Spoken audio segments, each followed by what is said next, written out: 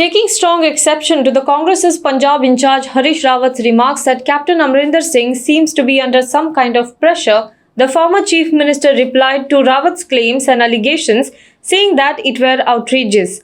In a statement, Amrinder Singh, who was replaced as Chief Minister by Charanjit Singh Channi, said that Harish Rawat's remarks were clearly prompted by a pathetic situation the party now found itself in the state after being on a winning spree for 4.5 years.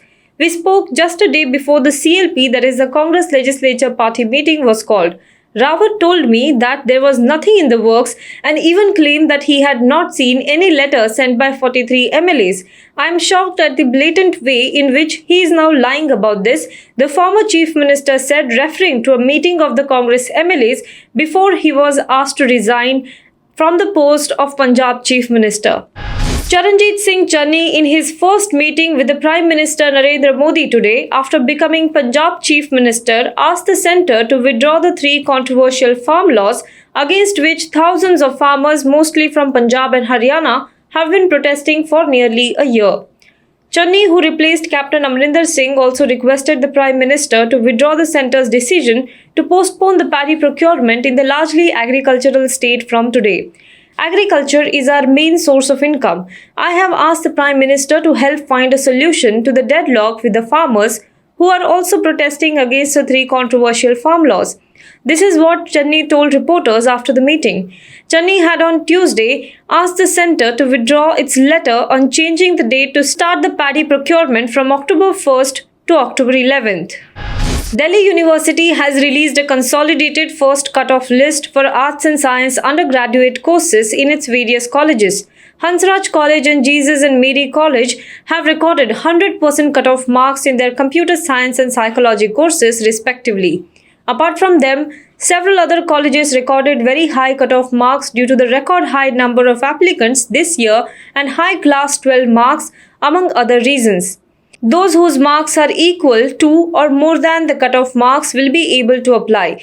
5 cut-off list will be released by DU this year for admission to its PG courses. Delhi University has released a consolidated first cut-off list for arts and science undergraduate courses in its various colleges. Hansraj College, Jesus and Mary College have recorded 100% cut-off marks in their computer science and psychology courses respectively. Apart from them, several other colleges recorded very high cut-off marks due to the record high number of applicants this year and high class 12 marks, among other reasons. 5 cut-off list will be released by DU this year for admission to its UG courses. The second cut-off list will be out on October 9th and the third one will be out on October 16th. Veteran lyricist Javed Akhtar submitted in a court in Mumbai today that actor Kangana Ranawat's petition seeking transfer of the criminal defamation case filed by him against her was devoid of any merits and aimed at delaying the proceedings. Kangana Ranawat had last month filed the petition before the Chief Metropolitan Magistrate seeking transfer of hearing into the complaint to another court, saying that she had lost faith in the magistrate court as it indirectly threatened her of issuing a warrant if she failed to appear before it in a bailable offence. In his written reply, filed through lawyer Jay Bharadwaj, Javed Akhtar said that the present transfer petition is devoid of all merits and it is liable to be dismissed at the very threshold. The government has denied media reports that the Tata Group has won the bid for Air India. Bloomberg had earlier reported that the Tata Group had won the bid for Air India more than half a century after it ceded control of the national carrier to the government. Media reports indicating approval of the financial bids by Government of India in the Air India disinvestment case are incorrect, the Department of Investment and Public Asset Management said in a tweet.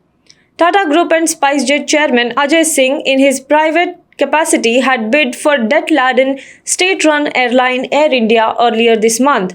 In December 2020, the government had invited an expression of interest for the divestment of Air India. 4 bidders had entered the race to take over the beleaguered airline, but Tata Group and SpiceJet CEO Ajay Singh were the only ones to make it to the final stage.